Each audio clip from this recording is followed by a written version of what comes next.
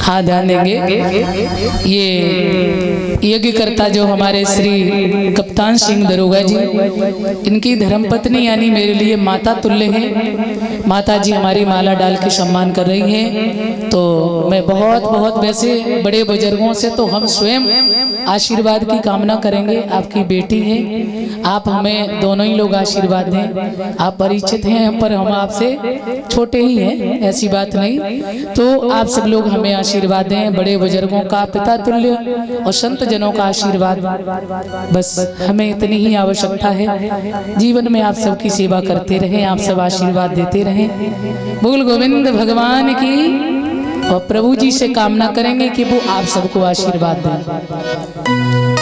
तो इसलिए एक पल जिस मानव के जीवन का भरोसा नहीं, उसका शीघ्र से शीघ्र कल्याण यदि हो सकता है तो केवल श्रीमद् भागवत कथा है। इसे मन से सुनो।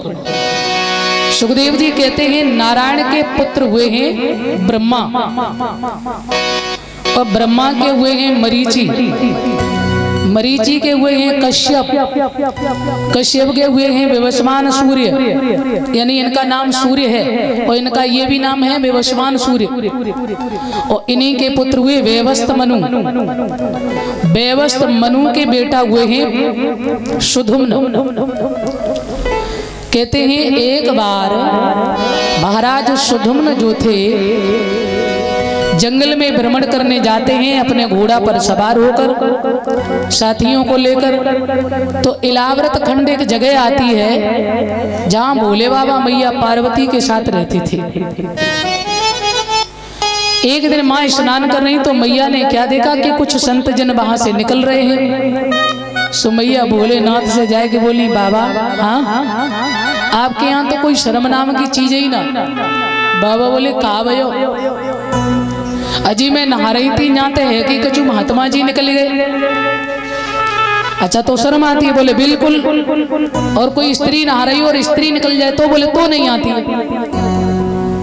भोलेनाथ ने कहा तो दरवाजा दीवार के झंझट में काहे को पड़े, जब खंड को ऐसा श्राप दे रहे हैं कि जो इसके अंदर आएगा सो अपने आप स्त्री बन जाएगा। महाराज सुधुम्न ने उस खंड में प्रवेश किया और प्रवेश करने के बाद प्रवेश किया तो घोड़ा घोड़ी हो गया, सखा सखी बन गए और महाराज सुधुम्न जो थे वो स्त्री बन गए।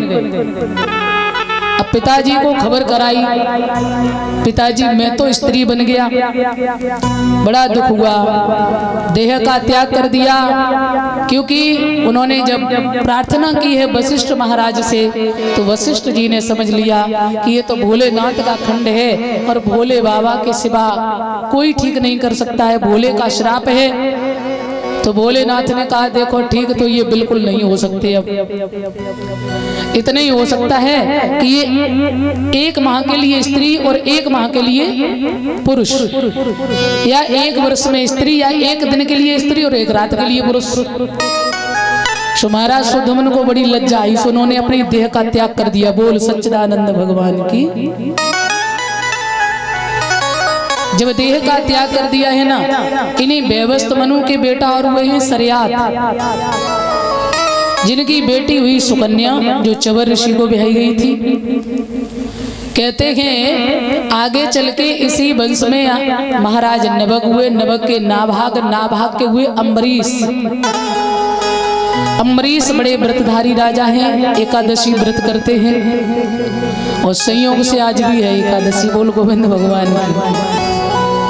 सब संयोग अच्छे ही है तुम्हारा परीक्षित महाराज। हाँ, और देखो कल ऐसा संयोग है कि कल अयोध्या में राम जी आ रहे हैं और यहाँ भी आ रहे हैं। बोल गोविंद भगवान की। चकाचक आनंद लेंगे सब लोग।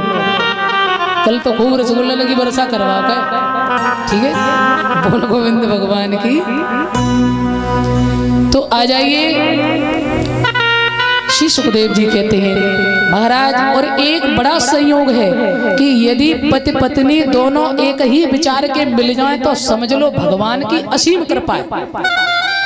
और न तो साहेब दादा ज्यादातर अपोजिट लोग होते हैं। पति यदि धर्मात्मा तो पत्नी पक्की चंडिका मान लो, हाँ, पति अगर हनुमान चालीसा कर रहे और पत्नी पीछे तक जब हनुमान दत्ता को चालीसा हो तो कछु फैक्ट्री वैक्ट्री देखेंगे, दुकान उकान देखने के ना, कछु काम धंधा करने के ना है, जे लली लेने को कहा करोगे।